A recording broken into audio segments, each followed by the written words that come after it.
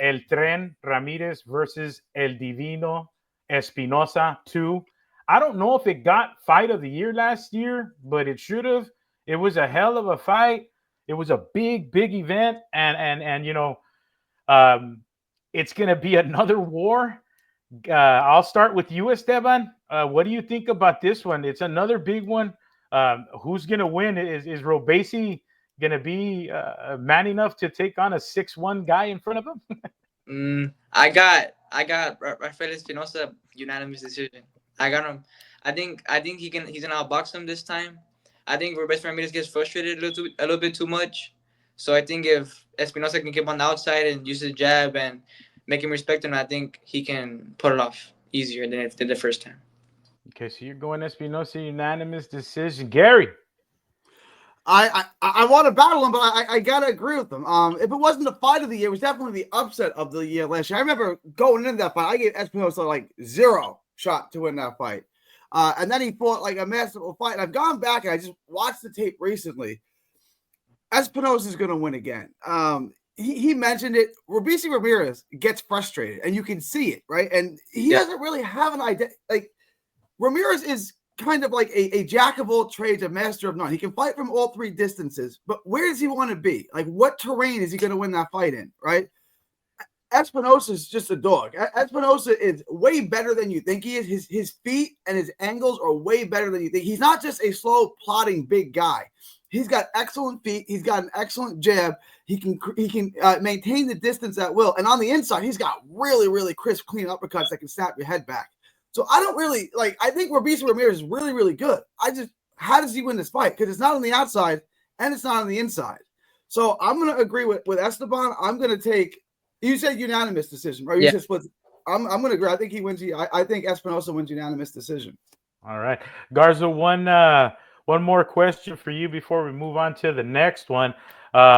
If you were Robesi Ramirez, how would you fight a guy that's 6'1" in front of you?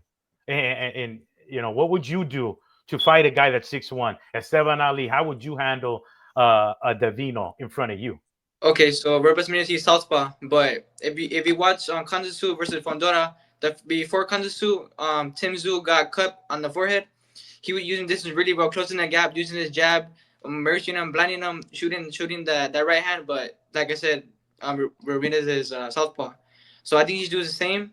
Close the gap, jab to the body. If he doesn't know what to do, jab to the body.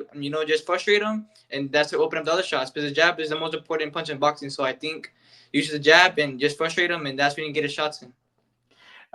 Garza, does that bother your jab at all? Having a guy in front of you that's 6'1", is it gonna bother the effectiveness of your jab and how you throw it? No, for me, for other boxers, maybe they can. It also depends on the footwork, the way you move, the way your feet are aligned, and stuff like that. But yeah, I mean, if I was fighting taller fighter, if I was Roberto Ramirez fighting Espinosa, I would want to establish my jab early because Espinosa has a longer reach than me, so he can establish it faster. So I rather me get it off. I think if Ramirez wants to win, he has to win the battle of jabs first to win the fight. Yeah. Okay. All right. Now moving on. Can I Go ask ahead. Esteban just a strategic question real quick? When you fighting a guy who's taller than you, obviously you want to get on the inside on him, right? Yes, sir. When a guy like Espinosa, his best punch is the uppercuts on the inside. How do you deal with that, right? Like, what I mean, on the inside is where he's lethal, but maybe. You can't be. Yeah, go ahead. You maybe use some feints, switch, like use some feints, fake it, jump to the body, but you gotta watch the uppercut, either block it or just close by down your guard and just take it. But if you want to land one, you gotta take some. So I think it's gonna be a that fight for my Ramirez. No, yeah, Roberto Ramirez. Gary, do you remember anything like this? A 6'1" featherweight? No. A 6'1" featherweight. I mean, Gennaro Hernandez was tall, but he was a little. I mean, not really. 6'1". 6'1", yeah. I don't like. Where do you even get sparring? I guess you just got to spar like heavier guys. Like, where do you get? Like, where do you find a 6'1" featherweight to help you spar? No. Yeah. Well, Barrios came up when Barrios was 18, 19 years old. He came up 122. I mean, he couldn't stay there. Yeah. But he came up 122, 126 like that for a few years. Yeah, he ended up moving up a whole bunch of like I think within 2 years he went up all the way to welterweight from the 120s. Yeah, he went from 120, and then he was at 135, 122, went at 135 for a while, and then he went to 40 and 47. Yeah. Putazos y Pendejadas Podcast.